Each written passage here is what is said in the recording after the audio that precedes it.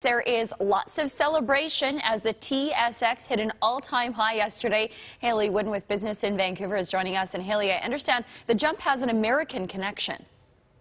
It absolutely does. It closed at 16,136 points, up 22 points for the day. It was trading even higher than that throughout the day, but came down a little bit due to some news south of the border. First, we heard the U.S. Federal Reserve would be hiking its interest rate for the third time in 2017. That sent gold shooting up, and of course, Canadian mining companies benefited. We saw Goldcorp, Kinross, Barrick gained 3 to 7% on their share prices over the course of the trading day. Now, we also heard out of the U.S. that natural gas inventories larger than expected. U.S. crude oil output also reaching all-time highs, so that had a bit of a dampening impact on Canada's energy stocks. Now, that's the immediate reaction. Longer term, the Bank of Canada traditionally follows what the U.S. Federal Reserve does when it comes to interest rates. We saw 2 hikes in 2017, 3 south of the border. In both cases, I think we're looking to 3 interest rate hikes next year. A stronger U.S. dollar, typically good for Canadian tourism as well, and traditionally good for exports. Although,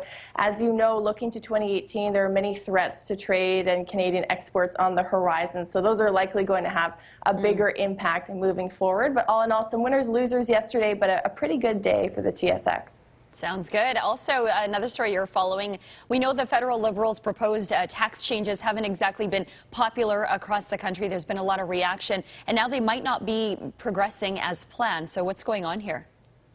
We had a Senate committee report come out urging the federal government to cancel these reforms, or at the very least delay them until government can undertake a comprehensive review of Canada's tax regime that would include looking at the economic impact these reforms will have. Now, yesterday, unrelated to that report, supposedly Finance Minister Bill Morneau announced some changes to one element of these reforms. That's income sprinkling, so small businesses spreading income around family members who have contributed to the business in an effort to reduce the overall family's income tax bill. Now, these rules are, in theory, going to make this process simpler, but they don't adhere to the recommendations of the Senate committee's report, which is to nix these reforms altogether.